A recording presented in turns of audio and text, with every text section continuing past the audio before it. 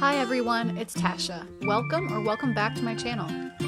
I'm always in the thrift shops looking for high-end decor for a lot less than retail, and this week I'm focusing on my master bedroom and giving it a little refresh. So I will be making a DIY faux citrus tree, I will be antiquing a plain wooden stool, making over some lamps, I have new bedding, and more. You don't want to miss this thrifty bedroom makeover. So the first thing I want to share with you is a very simple makeover I did on this plain wooden stool. So you can find these thrifting for sure. I bought mine off of Amazon out of necessity. We needed this for our bathroom where my little one uses. And so I'm just going to be applying this antiquing wax in the color dark vintage over it. I haven't seen it used on plain wood before, and actually this is my first time using it, period. So I was just a little nervous. As you can tell, I'm putting it on really gently at first, but I warmed up to it very quickly. It's a lovely product and I really enjoyed using it. So I'm just putting it on with a dry brush here, but I also did switch back and forth to a paper towel. You can do it with either or a cloth, and I really love the color that this gives to the stool, and so I'm just brushing it all over. The nice thing about this product, rather than stain, is it's not stinky at all, so you can do it inside. Now are we not in the video? Your feet are in the video. There you go.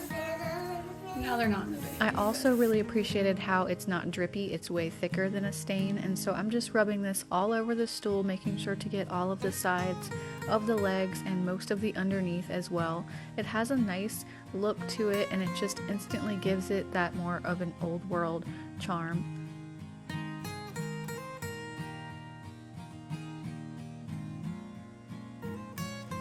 This is very easy to move around and spread when you're applying it. You have a good window of time to kind of spread it out, but then it does dry completely solid and smooth to the touch, not sticky or anything like that. So I really enjoyed putting this product on. And now for the fun part, or the most fun part, I'm going to actually be taking a hammer to this and just kind of tapping around the edges, putting some dings and gouges. I'm using the back side of the hammer as well with the claw to add some deeper cuts and scrapes, and so this part is really therapeutic if you haven't done this before. But then I'm just taking some extra wax on a rag and rubbing it into the gouges and dings that I made, sort of like dirt would settle there if this was an older piece, you know, over time, and that really adds to the weathered look. The nice thing about this is you can't really mess up because you're trying to damage it and make it look weather worn and like it's kind of, you know, lived a rough life. So this was really fun. If you want to try this on a little wooden piece, I definitely recommend it. And this is what it looks like when it's all done sitting in the bathroom. I think that this was a really fun project. So this stool for now is going to be used in the bathroom. Who knows where it will end up later, but let's move on to the bedroom. So first, let's talk about bedding. Thank you to Brooklinen for sponsoring today's video. They have sent over this washed linen hardcore bundle sheet set, and I am so excited to use it. I ordered the pillowcases and the sheets in this khaki color, which is really, really beautiful. They're so soft. I love them so far. And then I got my duvet cover in the cream. That was definitely part of the fun for me. I really like how you can mix and match them. There's like over 20 different color combinations that you can do with these. Just mixing and matching, like you don't have to get, even if you buy the set, you don't have to get the same duvet cover color as the sheets and pillowcases. You can mix them up, and they have a nice like pinstripe. They have solids. So Brooklinen has different types of sheets, but I chose this linen set. This is their lightest, most breathable fabric, and they're made in Portugal. I really like the just sort of casual, elegant, like effortless feeling that these bring to the room. Oh my goodness. I am loving the way that these feel. So I love to thrift shop, as you know from watching this channel. But I gotta tell you, there are some things that you can't find at the thrift store. And something like quality linen sheets is something that I consider to be like a luxury, that I take the money that I save by thrift shopping and spend it on something like that, because you're laying on sheets like 1/3 of your life. Now Brooklinen is actually offering my viewers a special discount of $20 off an order of $100 or more, so just click the link in the description box and use that code. So I absolutely love the look of this khaki color along with the cream. One of the things that I really like after sleeping on this Brooklinen linen set for a couple of nights is how soft it is, like right out of the package. So you don't have to wash this 4 or 5 times or whatever for it to get that nice, like, lived-in feeling that I was looking for from linen. I really appreciate that. And so if you're looking to upgrade your bedding, I would definitely check out Brooklinen's wash linen bundle. And so this is how it looks all made up. And remember that Brooklinen is offering my viewers a special discount of $20 off your order of $100 or more. So just click the link below and use that code to get your discount. So another thing in our master bedroom that definitely needed some refreshing were our nightstands. You might have seen my guest bedroom makeover a couple videos back, go and check it out if not, but the ones that you see in there actually came out of the master bedroom. They just weren't a good fit for our big king size bed. The 2-tiered levelness of them made it very hard to fit a lamp that was big enough on the top, and you can actually see where I had these 2 kind of tiny lamps that really aren't big enough for a king size bed. I mean, they really aren't even big enough for this smaller guest bed either, but that whole situation needed to change. So when I was picking out new bedstands, I actually went and looked up some kind of guidelines that decorators use for nightstands and lamps. So the first thing I learned was that nightstands generally should be about as tall as the top of your mattress. Also, they should be about 1/3 to 2/3 the width of your mattress. So for a king, that's about 25 inches at least. For a queen, 20 inches at least. And they should be about the same height as each other if you're mixing and matching them. I prefer mine to match, but you can totally mix and match them also. For your bedside lamps, they should be about the same height as your nightstand is. Personally, I had never really heard that guideline before, so it was kind of nice to know. Also, they should be about 1/3 the width of your nightstand at their widest point. And the bottom of the shade should be about chin level when you're sitting up in bed. So those are just guidelines. You can take them or leave them, but I thought it was interesting. I really hadn't read up on that before. So the lamps that I had before were way too tiny, and the tables were a little small as well. I ended up finding 2 of these nightstands on Facebook Marketplace. It was $50 for the set of 2.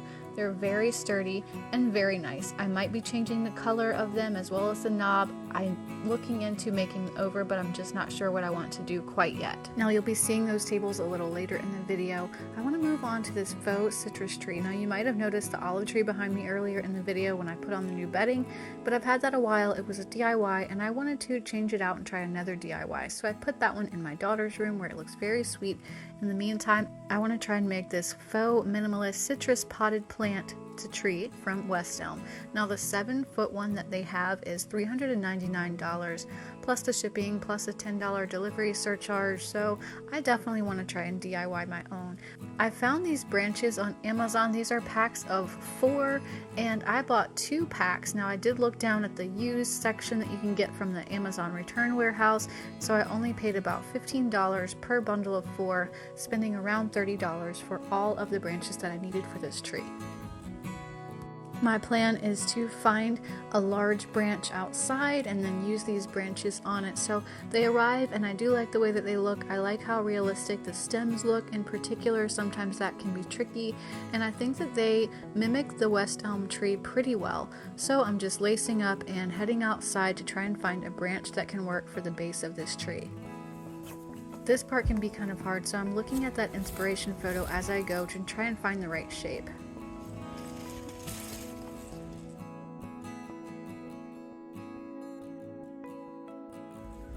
So I cut this pretty largish piece off the very top of the tree. It kind of like jutted at a completely wrong angle from the top, so I know I wasn't going to use that one.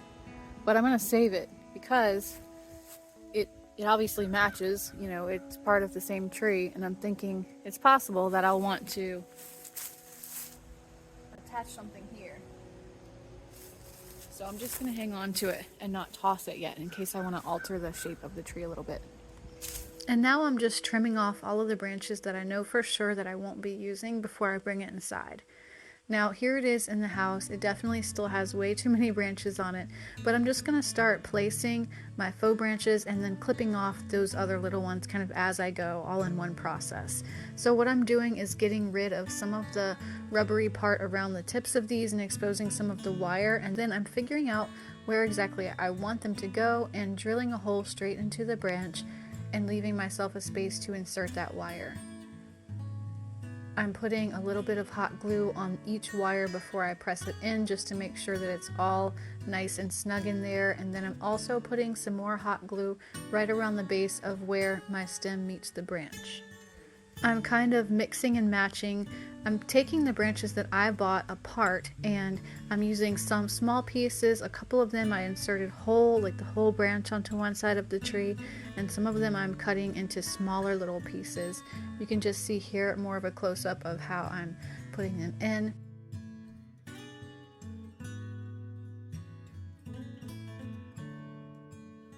Now, if you don't have a pair of wire cutters and you don't do this sort of thing a lot, if you have a pair of needle nose pliers, they usually have a built-in wire cutter right here. See this little blade right here? And so you can usually, if you can have that in your toolbox, it really does a good job of clipping right through wire as well. Now once the tree was completed, I just got a little bit of concrete mixture, which is pretty cheap for a bag full, and we propped it up with some bricks, stuck the base in this little extra pot, and that was the pot for our tree. And to style it, I used this larger black flower pot that I had on hand. I put an empty paint can that we were done with on the bottom just to raise it up higher, and then sat that tree right on the top. Then I cut out a circle out of cardboard, just kind of very roughly cut a hole in the middle and a slit so that I could wrap it around the top of that and put my faux moss on the top. That way you're not having to fill the whole pot with moss or grass or anything. I'm really happy with how this tree turned out. I think it's really sweet, and I think it's a pretty good dupe for that West Elm tree. And mine cost me only $30 plus some of my time, of course, whereas the West Elm tree was $400 plus.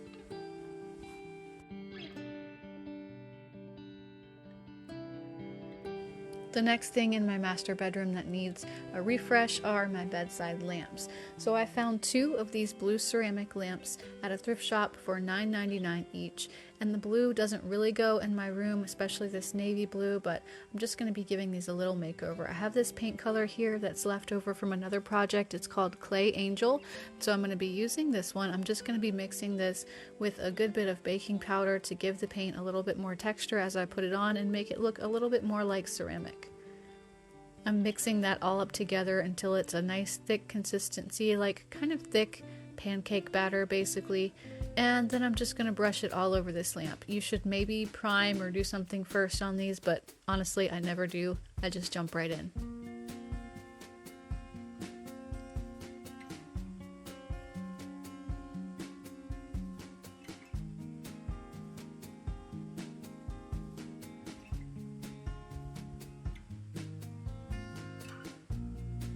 Now after the first coat, these are going to look really rough, and if you're doing this you might be wondering what have I done, because it looks pretty janky at this stage, but you can see the one on the right has its second coat. It looks much better, and the second coat to me is very satisfying to put on.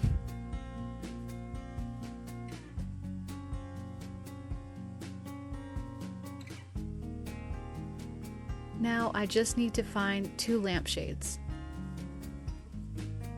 Okay, I'm in Rose's discount store and I spy some lampshades. I'm so happy they have them because I feel like they're going to be less. Okay, $11.99 for these large lampshades. That's so good. This is kind of the kind that I'm looking for. This just simple white pleated. It's $8.99, you guys.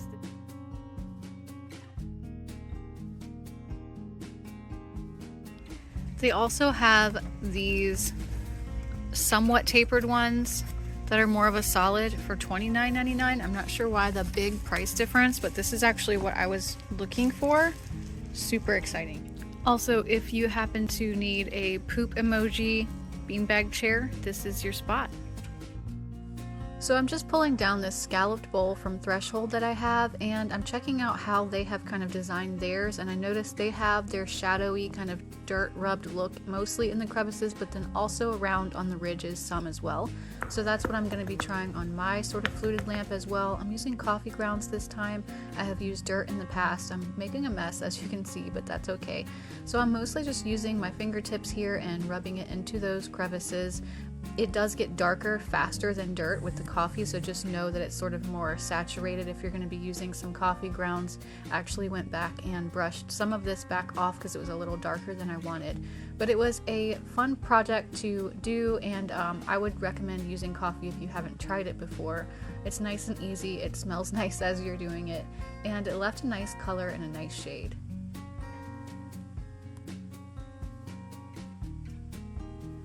So you can see here on the right hand side, this one is done and the one on the left isn't. You might be the type of person that likes the left-handed side without so much definition. I'm definitely going to be doing both of mine with the definition. And the shades that I got from Roses ended up fitting really well, so I was very happy with those, especially considering it was only $19 for each lamp between the thrift shop price and Roses for the shades.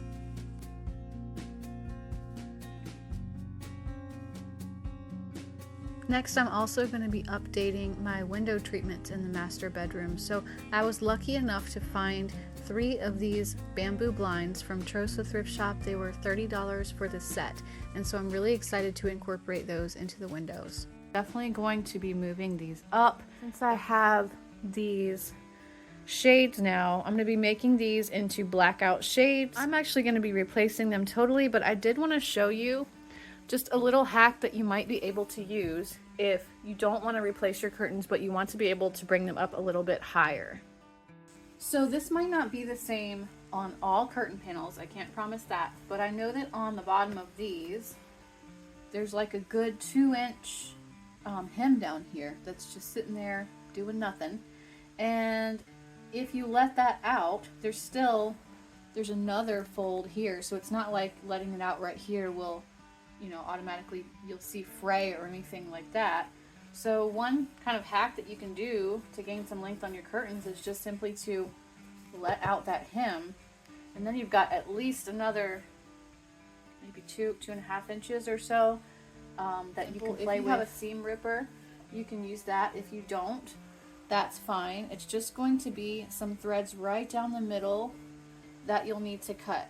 So with some sharp scissors, you can kind of just start cutting, and then as you open it up, you'll be able to see them. See how fast that goes when you hold it taut and open? Just the edge of your scissors will cut it. Now another sort of hack that I'm going to show you for how you can get more length from your curtains without swapping them out, even if they're that standard 84-inch size, is to hang them with clips instead of like grommets, maybe, if that's how you have them. So what you can do is just this really lazy girl fix, which is to fold the grommet section over so that it's hidden in the back, and then hang them with your clips. I know it's very simple, but I've shared this on a couple of platforms, and I've had so many people be like, wow, that's such a good hack, or like, my mind is blown, I'm doing this right now. So I keep sharing it just in case, you know, people haven't thought of it. So when I did this downstairs, I put 1 clip at every grommet, and I just folded it exactly like this. Put 1 clip at every grommet, and then just hang them with clips like usual. And what it does is this extra fold at the top is extra bulk, and so it actually gives you a lovely pleated look once you hang it. I'm not able to show it here. I'll show you a clip from before where I did it downstairs, but it makes the top look fuller, look more expensive. It hides the grommets if that's something you're interested in doing, and also it adds length. I know it doesn't seem like it would, but because you're folding some over, but by the time you hang from the clip, it actually gives you a couple of inches when you switch to doing it this way overall on your curtain length. So try it out if you don't believe me. It really does add length, and that combined with letting out any extra hem in the bottom of your curtains can give you a longer curtain to work with without buying anything new. But as I said, I'm going to be actually replacing my curtains at this point, so I'm just taking them down. I had these doubled up, and you can see how I did that. Just lining up the grommets, I literally had them both hanging. But what I'm going to do, since I have all these extra blackout curtains that I'm not going to be using, and you can see this is a gray color that I don't want anymore, but it's blackout lining, so you know I don't need to go to the fabric store and buy blackout lining or privacy lining for my bamboo shades, because I've got some right here. And if you don't have any extra ones on hand, I feel like this is something you could definitely find at the thrift store, in the bins maybe. Just it doesn't really matter, you know, what color they are, as long as it's not going to show through or anything. And you can just use them for the lining. At our Goodwill, the items in the bin I believe are $1.99, and so that's a really cheap way to get yourself some privacy lining if you want to try this. Okay, so to add a privacy or blackout liner to the back of these bamboo shades, I looked up a few tutorials, and this is what I'm going to do. So first I'm going to untie down here where these start and take the string out on each of these, and then I'm going to lay my blackout liner over. Then I'm going to make little slits and pull these rings through, and then I'm going to take my string and line it back through the rings again on top of my blackout liner.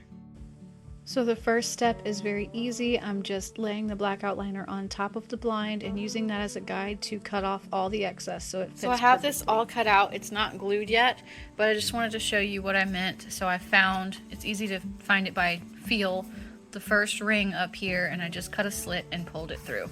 The next one is right here. I'm just going to do the same here. So as you can see, I have all of my rings pulled out on one whole side, and I also clipped down here at the bottom where I'm going to tie off at the base of my string. Now I just need to do the other side, and then I'm going to get gluing.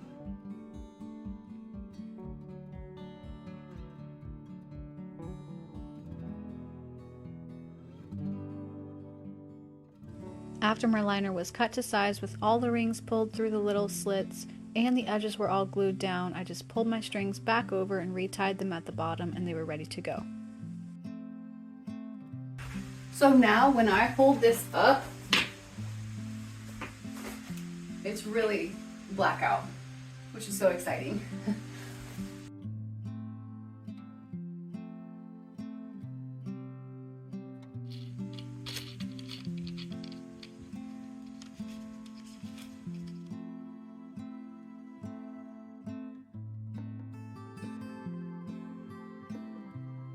Okay, so I now have all of the blinds up mounted, they're all lined, and I have my main two curtain rod holders moved way up a good bit higher than they were. So now I can start to put the curtains back up. So I'm really loving the way that the curtains look over these bamboo blinds. The softness of the fabric over top of the hard linear aspect of the blinds is just such a nice layered look to me. And so I'm just going to go ahead and clean the windows as well while I'm over here. And then as far as textiles, I have added this small little pillow in the center of the bed. I love the pattern here and the browns and the deeper colors, and behind that you can see the two matching down pillows that I have. Those are from Goodwill. I found those together and they're some of my favorites with the sage stitching on the front. I've also added this thrifted vase with some wildflower stems, as well as this little stool that I picked up for under $5 and redid in a previous video. And the last thing I want to do in here is figure out the art over the bed. So these two stacked landscape prints look really pretty together, but I think it's just a little too narrow and vertical for this space. This piece, on the other hand, read way too purple in the room, but then I remembered that I had these two landscape prints in my storage, and so I pulled them out and laid them over the rug just to see how they went with the rug and the carpet color underneath and the room in whole. And I also put them inside the frame that I have for them and kind of propped them up just to get an overview of how they might read in the room. I liked them both, but I ended up going with the one that had more of the blue-gray sky exposed just because I felt like it went better with the rug and the room as a whole, and I decided to hang it with this black cross-grain ribbon instead of just hanging it like on a nail. I thought that that added a little bit more visual interest, and I do have other touches of black around the room, so I was liking that idea. I'm tying it extra tight, triple knotting everything just so that it's really firm since I'm not using wire, but it ended up feeling really sturdy and I didn't have any worries on that front. So I thought that this was a good idea just to add some interest to that landscape over the bed, and I really love the way that it looks there.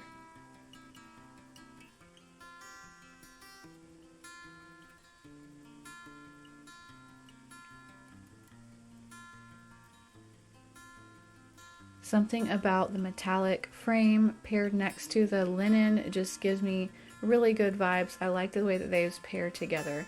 And this is the room kind of as a whole. You can see the lamps that I redid there on the nightstands. I do still want to redo the nightstands. I'm thinking about a gel stain, maybe even in black. Let me know what you think about that. But I love the new bedding. The tree looks so wonderful over there in the corner right next to those kind of flowing linen-y curtains. I love that look. I love my new pillow. And you can see some of my recently thrifted items on the nightstands as well. It's so fun just to do a little refresh in your bedroom every now and again. It's kind of like your little oasis, and so I really enjoy doing this and thrifting specifically for the purpose of the bedroom.